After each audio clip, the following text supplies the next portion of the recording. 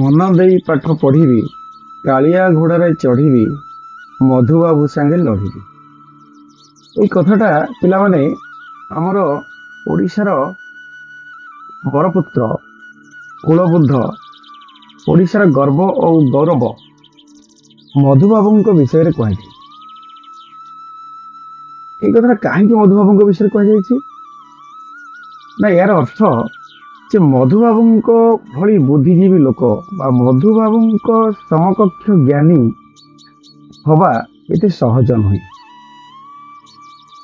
मुझे पिला बेलर गोटे छोटिया कथा कहबी जो आप बुझीपारे जे मधुबाबू केते ज्ञानी थे केते बुद्धिया थे।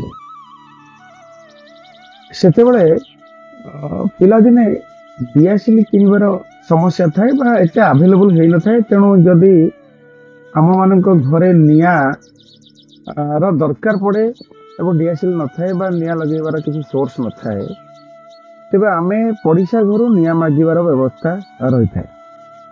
मु भी केते थर आम घरे चुली लगेबा आम पड़िशा घर निआ को किसी माने गिना साहाय्य कि डंकी साहाय्य तो काठर जो सढ़ी डंका साहाय्य आनी मधुबाबू घरे निआ दरकार थिला।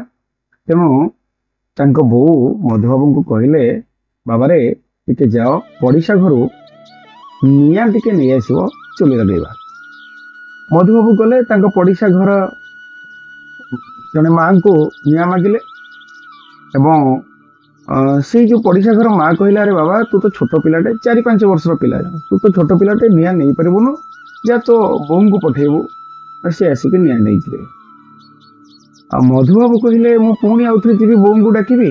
तेणु सी कौन कले हठात बाहर को पलि आसिले और दांडर किसी बाली 2 हाथ धरिके से माँ घर को गले और कहले ये जो हाथ में मोर बाली अच्छी बाली रे निआ निआ कहले से चुलीर अंगार को जलुवा अंगार को कहुए आणिके पुणी आम घर चुली निज निज घर चुली जो कुटा बा बरड़ा साहाय्य निआ लगे जाओ। तेणु मधुबाबू से हाथ में बाली रखी से माँ को कहले मत ये हाथ में निआ दे दियो मु बाली उपर नहीं पड़ेगी।